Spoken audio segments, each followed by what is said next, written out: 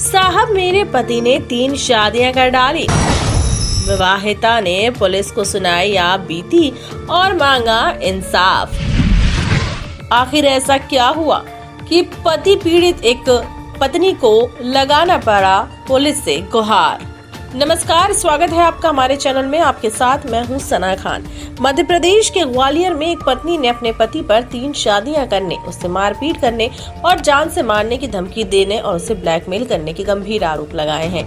Police ने शिकायत के आधार पर जांच के बाद आरोपी के खिलाफ कार्यवाही की बात कही।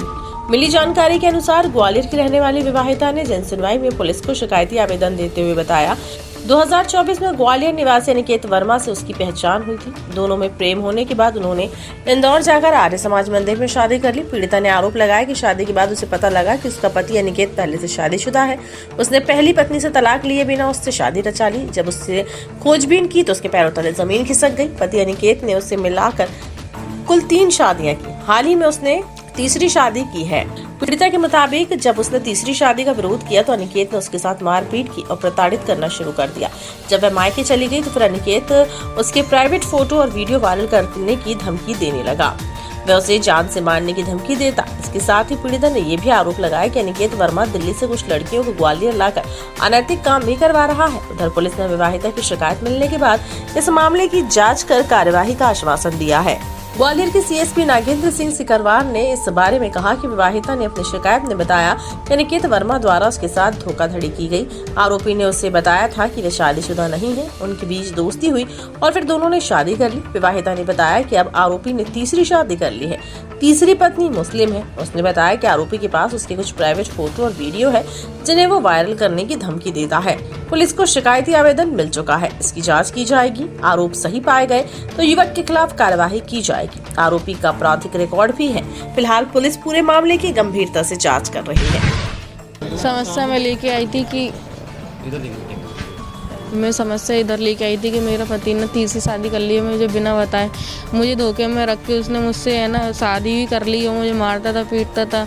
मेरे से 4-5 लाख रुपए मांग रहा था। मेरे पे व्यवस्था नहीं हो पाई इतने पैसों की। तो मैंने उससे बोला कि धीरे धीरे करके अपन खुद कमा लेंगे, खुद ले लेंगे गाड़ी। तो उसने कुछ भी रिस्पॉन्स नहीं दिया। सीधे दिल्ली गया। वो 2-3 लड़की मुसलमान लेके आया और इनको अभी यहाँ पे उल्टा सीधा काम कर रहा है यहीं रह के। और अभी भी मुझे आगे पीछे घूमता है, मेरे को परेशान करता है। ना पढ़ाई करने दे रहा है, ना कुछ करने दे रहा है। और फ़ोन लगा के धमकियाँ दे रहा है, मैं तेरे को जान से मार दूंगा, गला काट दूंगा, तेरे हाथ पैर तोड़वा दूंगा। जी वो ऐसे करता है। क्या नाम है, कहाँ का रहने? वो रहने वाला तानसन नगर का है। अभी यहीं रह रहा है वो चेतकपुरी पे। अनिकेत वर्मा नाम है उसका। मुलाकात हमारी 2025 में हुई थी। हम एक शादी में गए थे तो उधर मुलाकात हुई थी हमारी। कहाँ आके शादी की थी आपने? हम लोगों ने शादी इंदौर में आके की थी। हाँ, आर्य समाज से।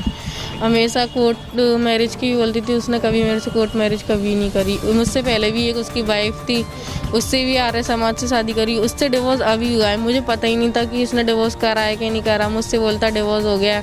नकली पेपर मुझे उसने दिखाया कि ये डिवोर्स के पेपर हैं, ऐसा वैसा। और फिर उस लड़की से मैंने कॉन्टेक्ट किया तो वो मना कर रही है हमारा कोई डिवोर्स नहीं हुआ। अभी कुछ दिन पहले ही 1-1.5 महीने पहले ही उन दोनों का डिवोर्स हुआ। मुझे बिना बताए किसी और से शादी कर ली उसने। मुझे पता ही नहीं। मुझे मारता था, पीटता था। मैं ही चाहती हूँ उसको सजा हो और मेरे को शांति से वो डिवोर्स दे दे। वो ये सोचता है कि वो खुश है और मैं खुश हूँ तो खुश क्या। उसने मेरी पूरी ज़िंदगी ख़राब कर दी है।